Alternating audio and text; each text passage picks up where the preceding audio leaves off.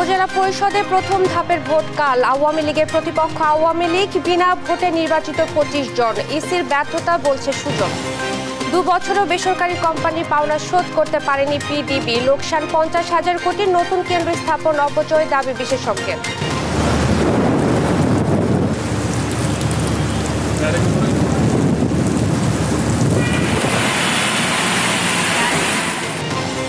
মৌসুমের প্রথম বৃষ্টিতেই চট্টগ্রামে জলাবদ্ধতা, নগরবাসীর ভোগান্তি। কুমিল্লার মুরাদনগরে খাল খননের নামে মাটি বিক্রির মহোৎসব। আপাতত আমাদের এ ধরনের বয়স বাড়ানো চাকরির ক্ষেত্রে এখন পর্যন্ত আমাদের সিদ্ধান্ত নাই। সরকারি চাকরিতে প্রবেশের বয়সসীমা বাড়ছে না। সংসদে জনপ্রশাসন মন্ত্রী, শিক্ষামন্ত্রী চিঠির বিষয় প্রধানমন্ত্রীর সঙ্গে হবে আলোচনা। এবং হামাসের সম্মতির পরও গাজায় যুদ্ধবিরতি অনিশ্চিত। রাফায় হামলা অব্যাহত রেখেছে ইসরায়েল। জিম্মি মুক্তির দাবিতে তেল আবিবে সড়ক অবরোধ। দেখছিলেন সংবাদ শিরোনাম, সঙ্গে আছি আমি ইশরাত জাহান মনি। এবারে বিস্তারিত। ষষ্ঠ উপজেলা পরিষদ নির্বাচনের প্রথম ধাপের ভোট আগামীকাল। এরই মধ্যে আচরণবিধি লঙ্ঘন ও প্রভাব বিস্তারের প্রতিকার চেয়ে অভিযোগের পাহাড় জমা পড়েছে নির্বাচন কমিশনে। মন্ত্রী এমপিদের প্রভাব বিস্তার বন্ধে ব্যর্থ হয়েছে ইসি। কারণ বুধবার ভোট হলেও গেল রোববার অভিযোগ তদন্তে মাঠ প্রশাসনের কাছে তালিকা পাঠিয়েছে কমিশন। অবশ্য ইসির অতিরিক্ত সচিবের দাবি, সব অভিযোগ তদন্ত করে ব্যবস্থা নেওয়া হবে। আর একে ইসির চরম ব্যর্থতা হিসেবে দেখছে সুজন। নূপুর মাহমুদের রিপোর্টে বিস্তারিত। 8 মে প্রথম ধাপে 152 উপজেলায় ভোট নির্বাচনে অংশ নেওয়ায় অন্তত 73 জনকে বহিষ্কার করেছে বিএনপি। জাতীয় নির্বাচনের পর সারা দেশে উপজেলা নির্বাচনেও কৌশলী অবস্থান নিয়ে দলীয় প্রতীক দেয়নি আওয়ামী লীগ। ভোটের মাঠে এবার আওয়ামী লীগেরই প্রতিদ্বন্দ্বী নিজ দলের একাধিক প্রার্থী। এর মধ্যে মন্ত্রী এমপিদের স্বজন অনেক প্রার্থী। দলের নির্দেশনা মেনে সরে না দাঁড়ানোই তৃণমূলেও বিভক্তি চরমে। সংসদ সদস্য ও মন্ত্রীদের বিরুদ্ধে প্রভাব বিস্তারের অভিযোগ এনে ইসি ও দলীয় প্রধানের কাছে চিঠি দিয়েছেন অনেক প্রার্থী। নির্বাচন কমিশন বলছে, এমপির ভাই বা আত্মীয়রা ভোট করলে তাতে আইনের ব্যত্যয় নেই, তবে ভোটের মাঠে আচরণবিধি লঙ্ঘন হলে ব্যবস্থা নেওয়া হবে। আইনের কোনো ব্যত্যয় নেই, এখানে কোনো নাই। এক্ষেত্রে নির্বাচন কমিশন কিছু বলবে না। নির্বাচন কমিশন দেখবে যে আচরণবিধি লঙ্ঘন হয় কিনা, কোনো সরকারি সুবিধাপ্রাপ্ত ব্যক্তি তারা নির্বাচনে প্রচার কাজে অংশগ্রহণ করে কিনা, এই বিষয়টা দেখবে। প্রতিদ্বন্দ্বী না থাকায় প্রথম ধাপের ভোটের আগে চেয়ারম্যান পদে 6 জন, ভাইস চেয়ারম্যান 9 ও মহিলা ভাইস চেয়ারম্যান পদে 10 জন বিনা ভোটে জয়ী হয়েছেন। সুজন সম্পাদক বলছেন, ক্ষমতাসীনরা ভোটকে অংশগ্রহণমূলক দেখানোর চেষ্টা করলেও বিএনপির ভোট বর্জন করায় সরকারের কৌশল ব্যর্থ হয়েছে। যখন নির্বাচন কমিশন কিছু দেখে, হুট করে তো কিছু করবে না, তদন্ত করেই করবে যে এটা সঠিকতা আছে কিনা। কিন্তু নির্বাচন কমিশন ওই যে তারও অভিযোগের জন্য অপেক্ষা করাটা, এটা অনাকাঙ্ক্ষিত। নির্বাচন কমিশন স্বপ্রণোদিত হয়ে তারা এই যে চোখ কান খোলা রেখে সব রকম অন্যায়, সব রকম কারচুপি, সব রকম অনিয়ম, যাতে কোন ধরনের অনিয়ম যাতে না ঘটে সেটা নিশ্চিত করা দরকার। 495টি উপজেলার মধ্যে 476টি উপজেলায় 4 ধাপে ভোট করছে নির্বাচন কমিশন। প্রথম ধাপে 152 উপজেলার মধ্যে 22টিতে, দ্বিতীয় ধাপে 24টিতে, তৃতীয় ধাপে 21টিতে ও চতুর্থ ধাপে 2 উপজেলায় ভোট হবে ইভিএম এ। নূপুর মাহমুদ, দেশ টিভি, ঢাকা। বেসরকারি বিদ্যুৎ কেন্দ্র মালিকদের পাওনা 2 বছর ধরে পরিশোধ করতে পারছে না বিদ্যুৎ উন্নয়ন বোর্ড পিডিবি। এ পর্যন্ত বকেয়া 50,000 কোটি টাকার বেশি। বছরের লোকসান ছাড়িয়েছে 50,000 কোটি টাকা। জ্বালানি বিশেষজ্ঞরা বলছেন, এসব হচ্ছে চাহিদার চেয়ে বেশি ক্ষমতার বিদ্যুৎ কেন্দ্রের জন্য। নতুন বিদ্যুৎ কেন্দ্র স্থাপনকেও অপচয় হিসেবে দেখছেন তারা। বিস্তারিত ইফতেখার রেজা রিপোর্টে। বিদ্যুৎ খাতের মহাপরিকল্পনা 2016 অনুযায়ী 2024 সালে বিদ্যুতের চাহিদা নিরূপণ করা হয় 20,129 মেগাওয়াট। সেই অনুযায়ী 20% রিজার্ভ মার্জিন ধরে উৎপাদন সক্ষমতা হওয়ার কথা 24,000 মেগাওয়াট। আর বর্তমানে বিদ্যুৎ উৎপাদন ক্ষমতা 26,844 মেগাওয়াট। হিসেব বলছে দেশে বিদ্যুৎ উৎপাদনের অতিরিক্ত সক্ষমতা 9,000 মেগাওয়াট। অথচ এরপরও গ্রামে বেড়েছে লোডশেডিং, যা কমানোর তাগিদ দিয়েছেন স্বয়ং প্রধানমন্ত্রী। মাননীয় প্রধানমন্ত্রী আমাদেরকে ইনস্ট্রাকশন দিয়েছেন যাতে গ্রাম অঞ্চলে নিরবিচ্ছিন্ন বিদ্যুৎ যত দ্রুত পারা যায় ব্যবস্থা করতে। তথ্য বলছে নারায়ণগঞ্জের মেঘনাঘাটে ইউনিক গ্রুপের 584 ও সামিটের 583 মেগাওয়াটের বিদ্যুৎ কেন্দ্র গ্যাস সংকটে এখনো ঠিকমতো চালু হয়নি। এরপরও কাছাকাছি অবস্থিত ভারতের রিলায়েন্স পাওয়ার ও জাপানের জেরা 718 মেগাওয়াট ক্ষমতার আরেক গ্যাস ভিত্তিক বিদ্যুৎ কেন্দ্র স্থাপন হচ্ছে। গ্যাস পাওয়ার সাপেক্ষে এটিও শিগগিরই চালু হবে। দেশের গ্যাস সংকটে আদৌ এই কেন্দ্রগুলো ঠিকমতো চলবে কিনা তা নিয়ে সন্দিহান বিশেষজ্ঞরা। কারণ এই 3 কেন্দ্র পূর্ণ সক্ষমতায় চালাতে হলে প্রতিদিন 32 কোটি ঘনফুট গ্যাস লাগবে। সক্ষমতা অনুযায়ী বিদ্যুৎ উৎপাদন না করে নতুন বিদ্যুৎ কেন্দ্র স্থাপন অপচয় বলছেন তারা। আমার একটা গাড়ি আছে, গাড়িটা কোনো কারণে চলতেছে না, আমি এটাকে মেরামত না করে আমি আরেকটা গাড়ি কিনতে পারি, সেটা আমার জন্য একটা বোঝা হবে না? এই ইনভেস্টমেন্টটা যেটা বসে থাকলো সেটা বাড়বে, অপচয় না? আমরা কিনতে পারছি না যথেষ্ট পরিমাণ জ্বালানি। কিছু সিস্টেমের প্রবলেম আছে, কিছু কিছু জায়গায় জানি আমরা ট্রান্সমিশন লাইন সম্পূর্ণ হয়নি, যে কারণে উৎপাদন ক্ষমতা থাকা সত্ত্বেও আমরা বিদ্যুৎ সরবরাহ করতে পারছি না। এই সব মিলিয়ে প্রবলেম আছে, কিন্তু তারপর আমি বলবো যে সামগ্রিক ক্ষমতা আছে আমাদের বিদ্যুৎ উৎপাদনের। চলমান পাওয়ার প্ল্যান্টগুলো বন্ধ না করা গেলেও নতুন প্রকল্প হাতে নেওয়ার আগে চাহিদার বিষয়ে আরও পর্যালোচনা করার পরামর্শ জ্বালানি বিশেষজ্ঞদের। যে প্রকল্পগুলো বাস্তবায়নাধীন আছে সেগুলো তো আর বন্ধ করা যাবে না। তো নতুন করে আমার মনে হয় বিদ্যুৎ চাহিদাটা প্রাক্কলন দরকার আছে আমাদের, কারণ আমরা যদি অতিরিক্ত ক্ষমতা তৈরি করে রাখি তাহলে তার একটা গচ্চা সাধারণ যারা ব্যবহারকারী আছে, কনজিউমার যারা আছে, তাদেরকে দিতে হবে। বিদ্যুৎ উৎপাদনে গ্যাসের প্রাপ্যতা বাড়লে বিদ্যুৎ সংকট অনেকটা কমবে বলেও মত বিশেষজ্ঞদের। ইফতেখার রেজা, দেশ টিভি, ঢাকা। নানা অজুহাতে বাড়ছে পণ্যমূল্য। সাতক্ষীরার বাজার পরিস্থিতি জানাতে সরাসরি যুক্ত হচ্ছেন সহকর্মী শরীফুল্লাহ কায়সার সুমন। সুমন, আজকের বাজার দর কেমন দেখছেন আমাদেরকে জানাবেন। ইশরাত, ধন্যবাদ আপনাকে। আমি দাঁড়িয়ে আছি সুলতানপুর বড় বাজারে। এটি হচ্ছে সাতক্ষীরার সব থেকে বড় বাজার, কিন্তু আপনাকে বলে রাখা দরকার যে এই আবহাওয়ায় সব থেকে বড় কথা যে এই বছরে যে চলতি যে তাপদাহ, সেই তাপদাহের মধ্যে আজকে আজ রাতে প্রথম সারা রাত বৃষ্টি হয়েছে এবং ঝড় হয়েছে। এই ঝড় বৃষ্টি উপেক্ষা করে এখনো পর্যন্ত বাজারে সেভাবে কোনো দোকানপাট এখনো পর্যন্ত খোলেনি, আস্তে আস্তে খুলছে প্রত্যেকে। তবে যেটি চিত্র সেটি হচ্ছে যে সব মানে ভোর থেকে যে দরদামটি দেখছি সেটি হচ্ছে যে মাছ মাংস যা ছিল তাই, আর আপনার সবজি তরকারি কিন্তু বেশ খানিকটা ঊর্ধ্বমুখী। বিশেষ করে ঝিঙে 40 টাকার উপরে, প্যাচেঙ্গা 40 টাকার উপরে, বেগুন 60 টাকা, তারপরে এছাড়া যা যা রয়েছে পটল 40 টাকার উপরে, বাঁধাকপিও 40 টাকার উপরে, সবকিছু 40 টাকার নিচে সাধারণ কোনো তরকারি লক্ষ্য করা যাচ্ছে না। আর একটি সুখের খবর সেটি হচ্ছে যে পেঁয়াজ আমদানির পরে পেঁয়াজের দামটি স্থিতিশীল বলা যেতে পারে এবং তার থেকে বরং কমে এসছে বলা যেতে পারে। 10 টাকা কেজি প্রতি কমে এসেছে। আর সবজি সহ সবকিছুই কিন্তু এখনো ঊর্ধ্বমুখী। এই ছিল সাতক্ষীরার যে সবজি বাজার দর এবং অন্যান্য বাজার দর তার সর্বশেষ। ইশরাত। সুমন, আপনাকে ধন্যবাদ। এবার রাজবাড়ীর মাছের বাজারের খবর জানাতে সরাসরি যুক্ত হচ্ছেন সহকর্মী শফিকুল ইসলাম শামীম। চলে যাচ্ছি শামীমের কাছে। শামীম, বাজারে মাছের সরবরাহ কেমন দেখছেন এবং দরদাম নিয়ে কি বলছেন ক্রেতা বিক্রেতারা?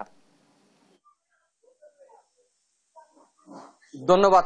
আপনি যেহেতু বলেছেন যে রাজবাড়ী জেলার পদ্মা নদীর পাড়ে অবস্থিত হওয়ার কারণে এই জেলায় পদ্মা নদীর মাছটাই বেশি পাওয়া যায়। তো আমি একটু যদি বলি যে রাজবাড়ী জেলার পদ্মা নদীর মাছটা গলন্দর বা রাজবাড়ী জেলার আশপাশে অসংখ্য বাজার গড়ে উঠেছে। তার মধ্যে দৌলতদিয়া যে ফেরিঘাট রয়েছে, 5 নং ফেরিঘাট, সেই ফেরিঘাটে অসংখ্য মাছের আড়ত রয়েছে। সেখান থেকে বিভিন্ন জেলার মাছ যারা ক্রেতা রয়েছে তারা এখান থেকে অনলাইনের মাধ্যমে মাছ ক্রয় বিক্রয় করে থাকে বা নিয়ে থাকে।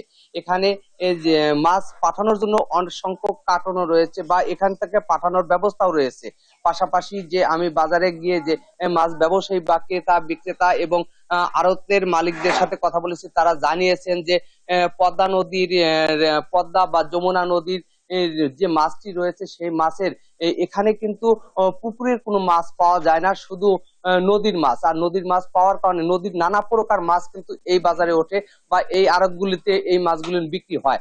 তো এই মাছগুলি নদীর মাছ হওয়ার কারণে তুলনামূলক দাম বেশি, তবে দাম বেশি হলেও ক্রেতাদের চাহিদাটাও বেশি। কারণ ক্রেতারা বলেন যে পদ্মা নদীর মাছ হওয়ার কারণে যে কারণে একটু দাম বেশি হলেও তারা এই মাছটা সংগ্রহ করে থাকেন বা ক্রয় করে থাকেন। বা এই জায়গার যে ব্যবসায়ীরা রয়েছেন তারা কিন্তু জানিয়েছেন যে এই জায়গা থেকে মাছ ক্রয় করে সারা দেশের বিভিন্ন জেলার আশপাশে যে জেলাগুলি রয়েছে, রাজবাড়ী জেলার আশপাশে যে জেলাগুলি রয়েছে সেই জেলার ব্যবসায়ীরা কিন্তু এখান থেকে মাছ নিয়ে তারা কিন্তু বিভিন্ন জায়গায় যা থাকেন বা ব্যবসা করে থাকেন। সবকিছু মিলে যদি আমি এই জায়গার একটা মাছ ব্যবসায়ী রয়েছে তার সাথে আমি একটু কথা বলতে চাচ্ছি যে এই মাছটা আপনারা কোথায় কোথায় পাঠান?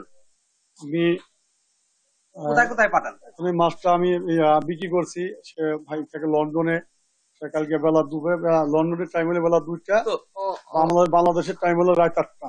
তো আপনি শুনতে পাচ্ছেন যে এখান থেকে যে মাছটা কিন্তু দেশের বাইরেও অনেকে কিনে থাকে। সব মিলে বলা যায় যে দৌলতদিয়া, রাজবাড়ী জেলার যে দৌলতদিয়া বাজার আছে সে জায়গা পদ্মা নদীর মাছ পাওয়া যায়, তবে দাম একটু তুলনামূলক বেশি, তবে ক্রেতাদের চাহিদাও রয়েছে। তো এই ছিল রাজবাড়ী জেলার মাছ বাজারের সর্বশেষ সংবাদ। আমি এখন চলে যাচ্ছি স্টুডিওতে। শামীম, আপনাকে ধন্যবাদ। রাজবাড়ী থেকে মাছের বাজারের খবর জানাচ্ছিলেন সহকর্মী শফিকুল ইসলাম শামীম। মৌসুমের প্রথম বৃষ্টিতেই তলিয়ে গেছে বন্দর নগরী চট্টগ্রাম। বৃষ্টিতে নগর জীবনে স্বস্তি ফিরলেও ভোগান্তিতে ফেলেছে জলাবদ্ধতা। এছাড়া কালবৈশাখী তাণ্ডবে বিভিন্ন সড়কে গাছ ও বিদ্যুতের খুঁটি উপড়ে পড়ায় ব্যাহত হচ্ছে যোগাযোগ। সহকর্মী এ.কে.এম. নাজিমের তথ্য ছবিতে আপন উপর ডেস্ক রিপোর্ট। সকাল থেকেই কালো মেঘে ঢেকে যায় চট্টগ্রামের আকাশ, বইতে থাকে শীতল বাতাস, আর দুপুর গড়াতেই নামে ভারী বৃষ্টি, সঙ্গে চোখ রাঙায় বজ্রপাত।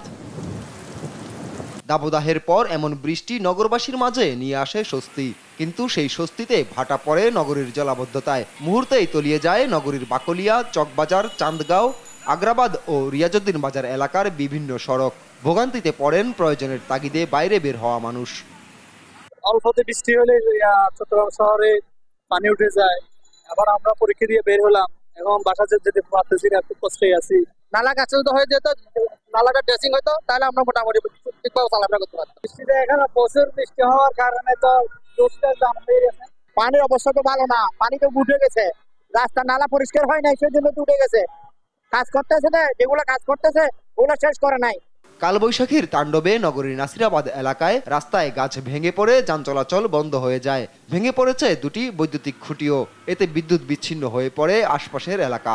এছাড়া ঢাকা চট্টগ্রাম ও চট্টগ্রাম কক্সবাজার মহাসড়কের বিভিন্ন অংশে ব্যাহত হয় যান চলাচল। বিভিন্ন এলাকায় ক্ষতিগ্রস্ত হয়েছে কাঁচা ঘরবাড়ি।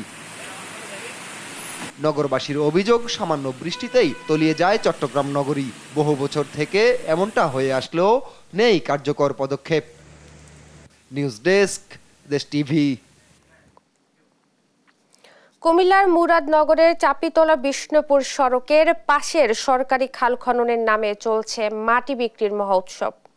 খনন করা খালের মাটি সরকারি ব্যবস্থাপনায় উন্মুক্ত নিলামে বিক্রির বিধান থাকলেও নিয়ম নীতির তোয়াক্কা না করেই বিভিন্ন ভাটায় বিক্রির অভিযোগ উঠেছে ঠিকাদারের বিরুদ্ধে। সহকর্মী আবুল কালাম আজাদের তথ্য ছবিতে ডেস্ক রিপোর্ট। 1 কোটি টাকা ব্যয়ে শুরু হয় মুরাদনগরের চাপিতলা বিষ্ণুপুর সড়কের পাশের 3.5 কিলোমিটারের খাল খনন। গত মার্চে এই কাজ পায় ঠিকাদারি প্রতিষ্ঠান সোলাইমান এন্টারপ্রাইজ। কাজ শেষ হবার আগেই পার বাধাই না করে খননের মাটি ইটভাটায় বিক্রি করে দেওয়ার অভিযোগ উঠেছে তাদের বিরুদ্ধে। স্থানীয়রা বলছেন, শুধু খালের মাটি নয়, কেটে নেওয়া হচ্ছে সড়কের মাটিও। এতে ঝুঁকিপূর্ণ হয়ে পড়ছে সড়ক ও সেতু, হুমকির মুখে ঘরবাড়ি। মাটি পরিবহনের ট্রাক্টরেও রাস্তার ক্ষতি সহ করছে পরিবেশ দূষণ। বাড়ির মধ্যে মাটি না দিয়া, তার একটা পোষা দিয়া তারা মাটি বিক্রি করে লাইতেছে সব মাটি। বাইঙ্গা নিচে দিকে ভরে যাবো, সবটা ভরে যাবো, কই না গড়টা ওই আইলাকা নিচের দিকে সবার খাল হয়ে আপনার এই অবস্থা করছে, একটা মারি লাগছে না, সব খেরা মারি সব হেরা কাটতে লেগে যায়। তবে ঠিকাদার প্রতিষ্ঠান জানায় নিয়ম অনুযায়ী মাটি বিক্রি করেছেন। উপজেলা প্রকৌশলী জানান প্রকাশ্য নিলামে বিক্রি করা হয়েছে খননের মাটি। যেভাবে আছে আমরা এইভাবেই কাজটা করতে আসছি, আপনার মনে করেন যে ব্যতিক্রম কোনো চিন্তা ভাবনা নাই, কথা বলছেন। এইভাবে আমাদের রাস্তার মাটি দেওয়ার কথা ওইভাবে দিয়ে দিচ্ছি। খালপুকুর খনন নীতিমালা আছে, সেই নীতিমালায় অতিরিক্ত যে মাটি সেটি সরকারি কোষাগারে টাকা জমা দিয়ে ঠিকাদার নিয়ে যেতে পারে। স্পট নিলামের মাধ্যমে এই মাটিটা আমরা তাদেরকে নেওয়ার অনুমতি দিয়েছি। এদিকে উপজেলা নির্বাহী কর্মকর্তা জানান লিখিত অভিযোগ পেলে নেওয়া হবে ব্যবস্থা। খাল নির্মাণের বিষয়ে যে বক্তব্যটা শুনতে পাচ্ছি সে বিষয়ে আমরা আসলে এখনো পর্যন্ত কোনো লিখিত অভিযোগ পাইনি। সেই লিখিত অভিযোগ পেলে অথবা যদি আমাদের এখানে কোনোভাবে এই বিষয়ে রিপোর্ট হয়ে থাকে তাহলে আমরা সেটার প্রেক্ষিতে তদন্ত সাপেক্ষে এই বিষয়ে ব্যবস্থা নেব। স্থানীয়দের প্রত্যাশা সঠিকভাবে হোক খালের খনন কাজ। নিউজ ডেস্ক, দেশ টিভি।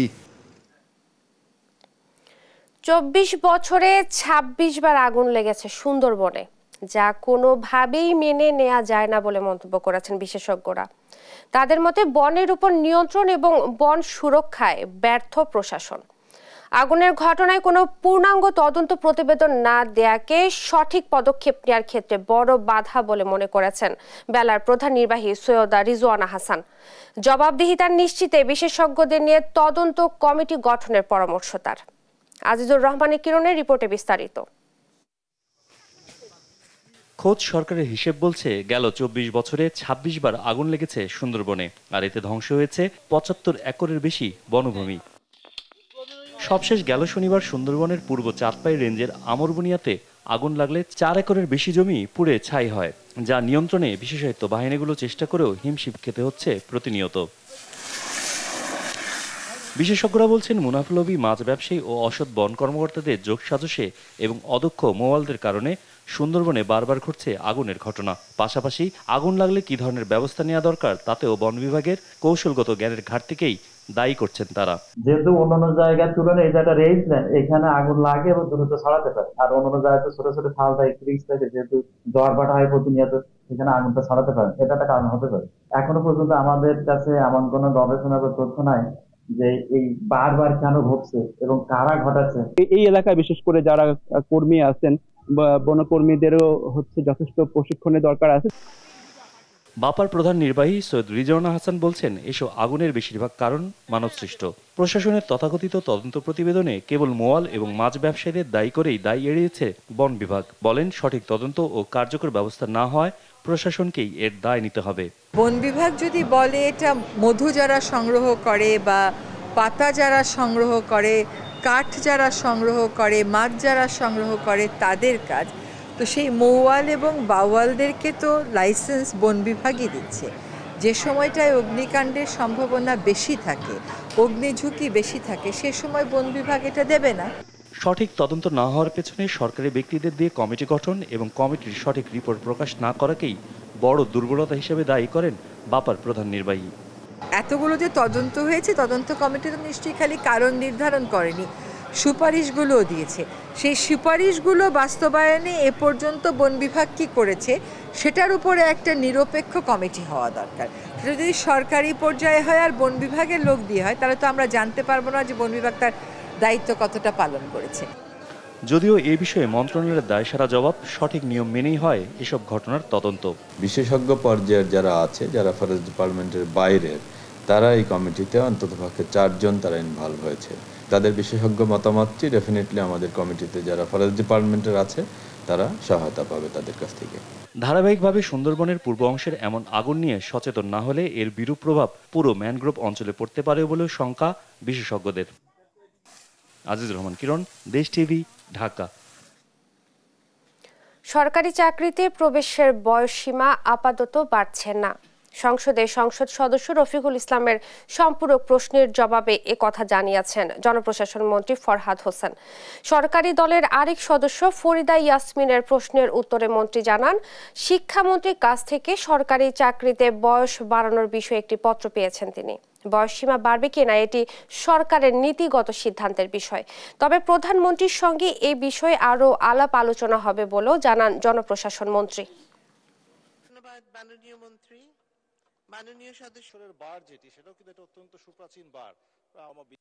এটি আমাদের নীতিগত সিদ্ধান্তের বিষয় এবং আমরা এ নিয়ে মাননীয় প্রধানমন্ত্রীর সাথে বিষয়টি নিয়ে আরো আলাপ আলোচনা করব। তবে আপাতত আমাদের এ ধরনের বয়স বাড়ানো চাকরির ক্ষেত্রে এখন পর্যন্ত আমাদের সিদ্ধান্ত নাই।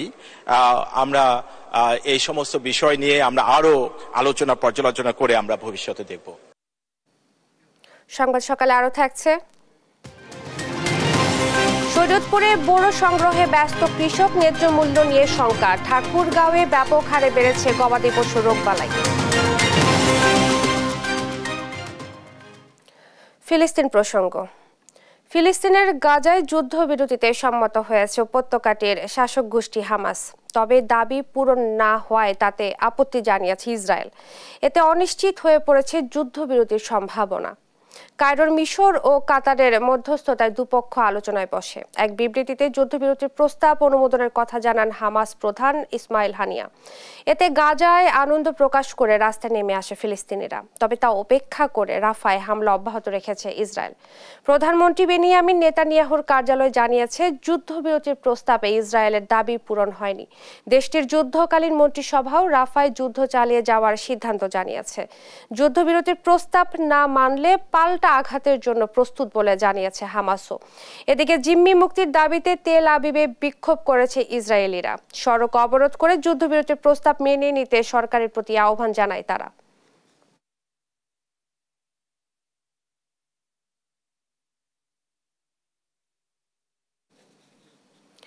গাজায় 7 মাস ধরে চলা ইসরায়েলি বর্বরতার বিরুদ্ধে যুক্তরাষ্ট্র সহ পশ্চিমা দেশগুলোর বিশ্ববিদ্যালয়ে ছড়িয়ে পড়া প্রতিবাদের ঢেউ লেগেছে বাংলাদেশেও। দেশের সব শিক্ষা প্রতিষ্ঠানে পদযাত্রা ও পতাকা উত্তোলন কর্মসূচি পালন করেছে ছাত্রলীগ। কেন্দ্রীয় কর্মসূচি ছিল ঢাকা বিশ্ববিদ্যালয়ে। সমাবেশে গাজায় গণহত্যার দায়ে আন্তর্জাতিক আইনে ইসরায়েলের বিচার এবং স্বাধীন ফিলিস্তিন রাষ্ট্রের স্বীকৃতির দাবি জানান নেতারা। আরো জানাচ্ছেন এনআই নাহিদ। স্লোগানে মিছিলে মুখর ঢাকা বিশ্ববিদ্যালয় campus.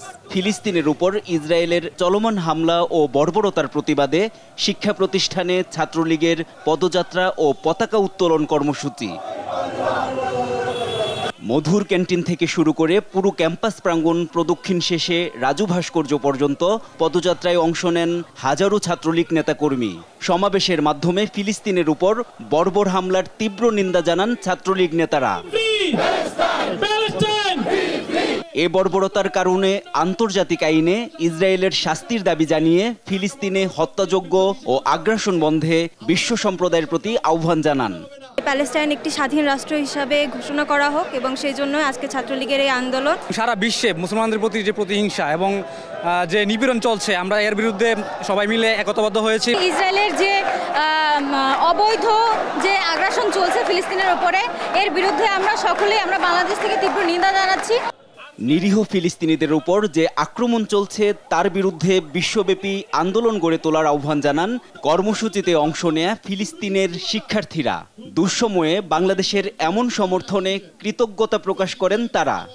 I want to send my heart for those students who couldn't pursue their dreams, for the students who couldn't come out of home to go and pursue their dreams. I will thank the Student League of Bangladesh for this movement and also the government by Sheikh Hasina. Thank you for everyone today. আগ্রাসনের জন্য যেসব দেশ অস্ত্র ও অর্থ দিয়ে সহায়তা করছে তাদের দমন নীতি থেকে সরে আসার আহ্বান জানান ছাত্রলীগ সভাপতি। কলম্বিয়ান ঢেউ গোটা বিশ্বের তারুণ্যকে আজকে প্রভাবিত করছে। আমরা সেই জায়গা থেকে সেই মার্কিন ছাত্র আন্দোলনকে সংহতি প্রকাশ করার জন্য আমরা আজকে বাংলাদেশের ছাত্র সমাজের পক্ষ থেকে এই কর্মসূচি ঘোষণা করেছি। একাডেমিক ফ্রিডম যেন রক্ষা করা হয়, যেসব শিক্ষার্থীকে গ্রেপ্তার করা হয়েছে তাদেরকে যেন অনতিবিলম্বে মুক্তি দেওয়া হয়। বাংলাদেশি অনেক শিক্ষার্থী সেখানে সাসপেনশনের শিকার হয়েছে, তাদেরকে যেন মুক্তি দেওয়া হয়। ফিলিস্তিনের উপর অমানবিক হামলার তীব্র নিন্দা ও ক্ষোভ জানিয়ে দ্রুত ফিলিস্তিনকে স্বাধীন রাষ্ট্রের মর্যাদা দেওয়ারও দাবি জানায় ছাত্রলীগ। NI নাহিদ, দেশ টিভি, ঢাকা। শরীয়তপুরে বোরো ধান সংগ্রহে কৃষকের ব্যস্ততা বেড়েছে কয়েক গুণ। তীব্র গরম উপেক্ষা করেই মাঠে ধান কাটায় ব্যস্ত তারা। অবশ্য অন্য জেলা থেকে শ্রমিক এনে ধান কাটানোর ফলে বেড়েছে উৎপাদন খরচ। এতে ধানের ন্যায্য মূল্য না পেলে লোকসানের আশঙ্কা করছেন কৃষকরা। সহকর্মী রোমান আকন্দ তথ্য ছবিতে ডেস্ক রিপোর্ট। শরীয়তপুরে এবার 25,510 হেক্টর জমিতে বোরো আবাদের লক্ষ্যমাত্রা ছাড়িয়ে 25,526 হেক্টর জমিতে বোরো আবাদ করেছে কৃষক। কিন্তু জমির 50 ভাগ ধান কাটা হলেও অতিরিক্ত অর্থের বিনিময়ে সাতক্ষীরা, রংপুর, দিনাজপুর সহ বিভিন্ন এলাকা থেকে শ্রমিক এনে ধান কাটাতে হচ্ছে কৃষকের। খরচ বাড়ায় ন্যায্য মূল্য পাওয়া নিয়ে শঙ্কা প্রকাশ করছেন কৃষক। দেশি মানুষেরা ধান দেয় না, এই গরমের লেগে ধান দিতে পারে না। এই লোদ ধান তো কাটা যায় না, তারপর আমরা কাটতে দেন না। গাছ পা কি অবস্থা, বিজি মিজে গেছে। দিন গেলে পর 3-4 বার করে চলে চিপা লাগে। সাতক্ষীরায় বাড়ি, আমরা শরীয়তপুরে এসে কাজ করতেছি। গরমের লেগে শ্রমিক পাওয়া যায় না, 35 জন শ্রমিক আনছি, খরচ বেশি। এখন ধান কাটার লোক পাওয়া যায় না, বদলা পাওয়া যায় না। তবে বিশেষ করে আমি জননেত্রী শেখ হাসিনার কাছে অনুরোধ করছি যে কৃষিটারে যে বাঁচায় রাখে, কৃষি না বাঁচলে আমাদের বাঁচা কোনো মতেই সম্ভব না। যদিও কৃষি বিভাগ বলছে ন্যায্য মূল্য নিশ্চিতে কাজ করছেন তারা। সরকার প্রতি আহ্বান জানাবে কৃষকরা ন্যায্য মূল্য পায়। ন্যায্য মূল্য পেলে কৃষকরা এই ধান আবাদ আগ্রহী হবে এবং আশা করি যে সামনের বার এবারের চেয়ে আমাদের আবাদ বেশি হবে। এবার জেলায় বোরো ধান উৎপাদন লক্ষ্যমাত্রা 1,70,627 মেট্রিক টন। নিউজ ডেস্ক, দেশ টিভি। সংবাদ সকালে আরো থাকছে। জিম্বাবুয়ের বিপক্ষে টি-20তে দুপুরে মাঠে নামছে বাংলাদেশ। এগিয়ে থাকায় ম্যাচে জয় পেলে সিরিজ জিতবে টাইগাররা।